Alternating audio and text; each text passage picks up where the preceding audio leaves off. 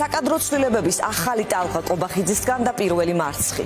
ივანიშვილის გადაყენებული ლილუაშვილი კობახიძის შეთავაზებას არ დასთანხმდა. ლილუაშვილის უარის მიზეზად კი აზრთა სხვადასხვაობა დასახელდა. აღმოჩნდა, რომ კობახიძეს უნდა დაენიშნა ლილუაშვილის მოადგილეებიც, რაც ლილუაშვილს არ მოეწონა. საჯაროდ თქვეს, რომ ვერ შეთანხმდნენ.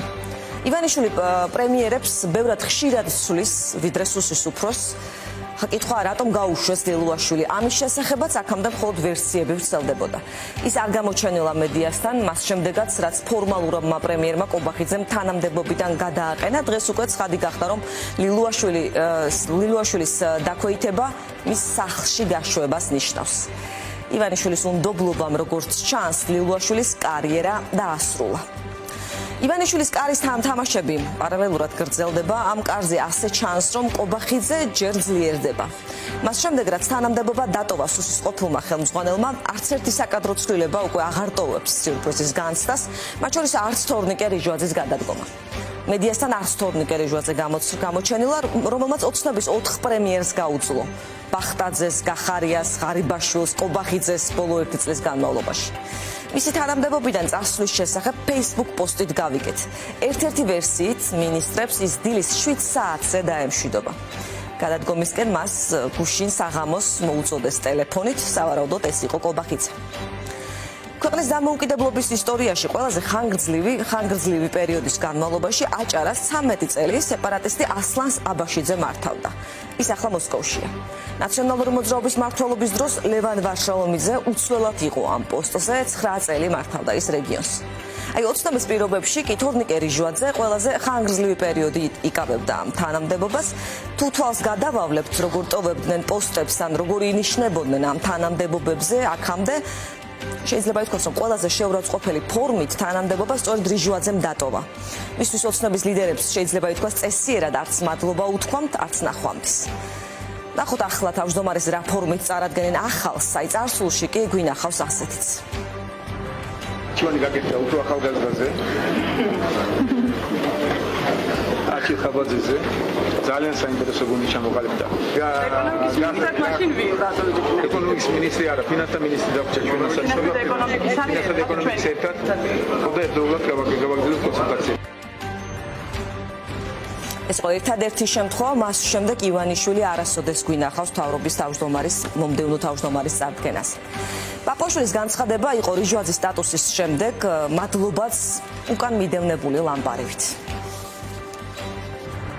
მე ხაჩოს ბრიფინგამდე ვესაუბრე მას და მადლობა გადაუხადე იმ საქმიანობისთვის, რომელიც მან თითქმის 7 წლის განმავლობაში აჭარისთვის გაწია და აქ ხომ ფაქტი მართლაც ჯიუტია და შეფასებაც აღარ სჭირდება. დავინახოთ თუ რამდენად წაიწია წინ აჭარამ, ყოველთვის თვალშისაცემი იყო ხოლმე ის უკვე ასე თქვა განსაკუთრებული პატრიოტიზმი, რომელიც მას აჭარის მიმართ აქვს და განსაკუთრებულად თვალშისაცემი იყო ხოლმე ის სიყვარული, რომელიც აჭარის მოსახლეობას თორნიკე რიჟვაძის მიმართ აქვს.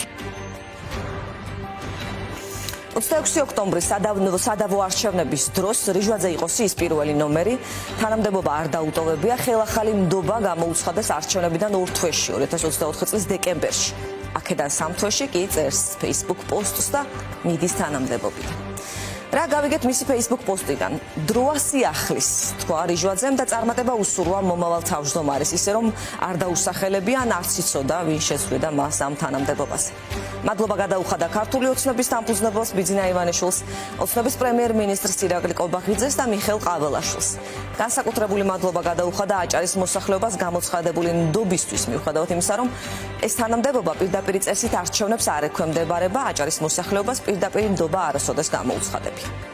რიჟვაძემ თქვა, რომ რჩება ქართული ოცნების ერთგულ ჯარისკაცად. ახლა გეტყვით რა გამოხმაურება მოჰყვა აჭარაში თორნიკე რიჟვაძის გადადგომას. პოლიტიკურ წრეებში მიაჩნიათ, რომ ის გადააყენეს მასშტაბური კორუფციის და კობახიძისთვის უფრო სანდო კაცის ჩანაცვლების მოტივით. რიჟვაძე სანამ ამ თანამდებობაზე დაინიშნებოდა, იყო საქართველოს ენერგეტიკის განვითარების ფონდის დირექტორი, ასევე იყო ენერგეტიკის მინისტრის მოადგილე. სწორედ ამ სამუშაო გამოცდილების გამო მას მიიჩნევდნენ თბილისის მერის კახი კალაძის პროტეჟით. აჭარაში პოლიტიკურ წრეებში საუბრობენ ირაკლი ჭეიშვილის და რიჟვაძის დაპირისპირების შესახებაც. ჭეიშვილი ახლა საქართველოს პარლამენტის წევრია, დეპუტატია. ის კობახიძის დასაყრდნენად მიიჩნევა რეგიონში. ოცნების საარჩევნო კამპანიაში მას ცენტრალური როლი უჭირავს უკვე წლებია. ის ხშირად ჩანს უკვე სახელმწიფო პროპაგანდის ეთერებში, როგორც ჩანს გავლენების შკალაზე ჭეიშვილი დაწინაურდა. ახლა ნახოთ დღევანდელი გამოხმაურებები რიჟვაძის გადაწყვეტილებაზე. რით დაგვამახსოვრდება რიჟვაძე აჭარაში, ეს არის რა თქმა უნდა პირველ რიგში კორუფცია, ეს არის დაკავშირებული გაბერული შტატებთან, ბიუჯეტის არამიზნობრივ ხარჯვასთან, ასევე პოლიტპატიმრები, რომლებიც მათ შორის ბათუმში არიან დაპატიმრებული, ჟურნალისტები და ასე შემდეგ. ეს არის ის მემკვიდრეობა, რასაც 7 წლიანი მმართველობა ბჭყალებში რიჟვაძეს უტოვებს აჭარას. ეს იყო კორუფციულ გარიგებებში ჩართული, ის იყო არჩევნების გაყალბებაში რეგიონის მასშტაბით ჩართული, ის უგიერად ეპყრობოდა მედიის წარმომადგენლებს და ასევე მოქალაქეებს. რით დაგვამახსოვრა თავი თორნიკე რიჟვაძემ 7 წლის მანძილზე. მას ყველაზე ხშირად ძველი ბათუმის დამცველები აკრიტიკებდნენ, ფაქტობრივად მათ შორის იყო გაჩაღებული ომი. მას მრავალსართულიანი ცათამბჯენების მშენებლობის საკითხში მთავარ ხელშემწყობად მიიჩნევდნენ. ეს ჯგუფები მიიჩნევდნენ მას კორუმპირებულ ფიგურად. რიჟვაძე გამოხატვის ფორმებით ხშირად ხვდებოდა კიდეც მედიის ყურადღების ფოკუსში. მოქმედებს ძალიან მარტივი პრინციპით. ძაღლი ყებს, კარავანი მიდის. ეხლა როგორც ვითხართ რესტორანში დადიოდა, აბა გამახსენე. თქვენ ჭორიკნებო, თქვენ. ეხლა ჭორიკნები. ერავი ვერ გადაუღონა, დავაი დაახი. ყველაზე განხილვადი გახდა მისი ინტერვიუ კითხვაზე, ვინ დაიწყო ომი უკრაინაში. რიჟვაძის პასუხმა ყველა გააოცა. ომი უკრაინამ დაიწყო თუ რუსეთს? ეს უნდა გკითხოთ ამ დარგის ექსპერტებს. თქვენ გეკითხებით როგორც ქართული ოცნების პოლიტსაბჭოს წევრს, აჭარის უმაღლეს თანამდებობის პირს. ომი ვინ დაიწყო? ეხლა ომი დაიწყო რუსეთმა თუ უკრაინამ? მე უსურვებ უკრაინელებს ამ ომის ძალიან მალე დასრულებას. დიდი მადლობა. უსურვებ ვინ დაიწყო? თქვენ არ ფიქრობთ რომ რუსეთმა დაიწყო? საერთაშორისო სასამართლო ბოლოს არჩევნო კამპანიის დროს აღმოჩნდა, რომ ზურაბ გურგილაძის პოეზიის თაყვანისმცემელია და მიაჩნია, რომ მისი ლექსების ცოდნა ამ მომრჩევლის კონსოლიდირებისთვის საუკეთესო საშუალებაა. საქართველოს ჩემო დედავ, ჩემი სუნთქვა გენაცვალა. ჩემი ყველა ხუხარება გენაცვალა. შენი სიტყვის სიცოცხლისთვის ხიხადირში კიდევ ვდგავარ. შენი ჭერის სიმაღლისთვის მარადიჩი რანდავ ყავარ. შენი რჯულის საჯელდაოდ სხათას რეკავ ზარებ დავარ. იდიდგულე რომანფერი აჭარელი ყავდიგანა.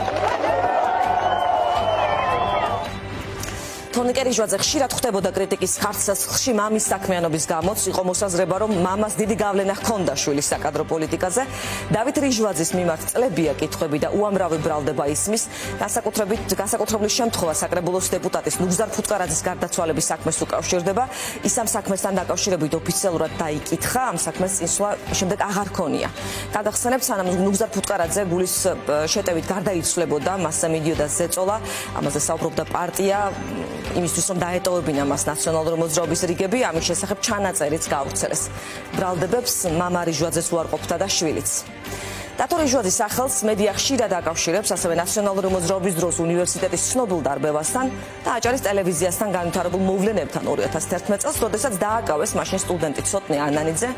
ის ოცნების პირობებში პოლიტპატიმრის სტატუსით გათავისუფლდა და ანანიძე დღეს ოცნებას წარმოადგენს აჭარის უმაღლეს საბჭოში, დათო რიჟვაძე კი საპოლიციო სტრუქტურის თანამშრომელი იყო. ბოლოს ვთქვათ, ვინ შეიძლება შეცვალოს თორნიკე რიჟვაძე, მედიასთან დღეს გამოჩნდა ირაკლი ყობახიძე მოსამართლების სოლიდარობის ნიშნად, ილაპარაკა ყველაფერზე, ტრამპზე, მარინ ლე პენზე, იმ ქვეყნის ელჩზე, რომელსაც ჯერ ოცნებისთვის სანქცია არ დაუწესებია, ანუ საფრანგეთზე. ჟურნალისტის კითხვის საპასუხოდ კი თქვა, რომ ელაპარაკა რიჟვაძესაც და სავარაუდოდ დღესვე წარადგენენ ახალ კანდიდატს. ყობახიძეს ვინ იქნება აჭარის მთავრობის თავმჯდომარე არ დაუსახელებია, არის ვარაუდი, რომ ეს იქნება სულხან თამაზაშვილი, თბილისის პოლიციის დეპარტამენტის უფროსი. ის დასანქცირებული ყავს დიდ ბრიტანეთს, დაჯილდოებული ყავს ყავალაშვილს. თუ ეს ვარაუდი გამართლდა, აჭარის ლიდერი პირველად გახდება პოლიციელი. ბოლო დროს, როგორც ჩანს, ოცნების ხელისუფლება ადგილობრივი კადრების მიმართ აჭარაში უნდობლობას იჩენს. ამაზე მეტყველებს რამდენიმე საკადრო დანიშვნაც, მაგალითად მათ შორის კულტურის მინისტრად ელისო ბოლქვაძის დანიშვნა, დრამატულ თეატრში ნუკრი ქანთარიას გააგზავნა, აჭარის მაუწყებელშიც კი ვლადიმერ ტატიშვილი. სავარაუდოდ აჭარაში დიდი საკადრო ცვლილებები გაგრძელდება. ვნახოთ შეინარჩუნებენ თუ არა მინისტრის თანამდებობებს რიჟვაძის კადრები. აჭარაში სულ 5 სამინისტროა. ასევე საინტერესოა ბათუმის მერის არჩილ ჩიქოვანის მომავალიც, ის არჩეულია ამ თანამდებობაზე. ნაციონალური მოძრაობის დროს მას მეგის ქარდავას მოადგილის თანამდებობა ეკავა, მაშინ როდესაც თორნიკე რიჟვაძე დაინიშნა თავმჯდომარის პოსტზე, ბათუმის მაშინდელმა მერმა ლაშა კომახიძემ და ხულოს მერმა თანამდებობები დატოვეს. ქართული ოცნების პირობებში ახლა აჭარას უკვე მეოთხე თავმჯდომარე ეყოლება. არჩილ ხაბაძე მას შემდეგ რაც თანამდებობიდან გაათავისუფლეს, შეიყვანეს პარტიულ სიაში, ის პარლამენტში იყო დეპუტატი. ზურაბ პატარეძე კი აზერბაიჯანში დაინიშნა ელჩის თანამდებობაზე. როგორ იქნება თორნიკე რიჟვაძის მომავალი? პრინციპში დღეს ოცნების ელიტას დამაიმედებელი მისთვის არაფერი უთქვამს. ამ თემაზე უნდა ვილაპარაკოთ გადაცემის პირველ ნაწილში ჩვენს სტუმრებთან ერთად. ამასობაში აქვე ვუთხრათ მაყურებელს, რომ სიახლეც დაგვეწია შინაგან საქმეთა სამინისტროს აჭარის ავტონომიური რესპუბლიკის პოლიციის დეპარტამენტის დირექტორმა გრიგოლ ბესელიამ დატოვა თანამდებობა. ამის შესახებ ინფორმაციას ავრცელებს გამოცემა ბათუმელებიც. სამინისტროს სხვადასხვა დანაყოფში დეპარტამენტების ხელმძღვანელი პირების როტაციული წესით შეცვლა პერიოდულად ხორციელდება, რაც საპოლიციო საქმიანობის ეფექტიანობის კიდევ უფრო გაზრდას ისახავს მიზნად. ასე განმარტეს ბესელიას გადაყენება შინაგან საქმეთა სამინისტროში.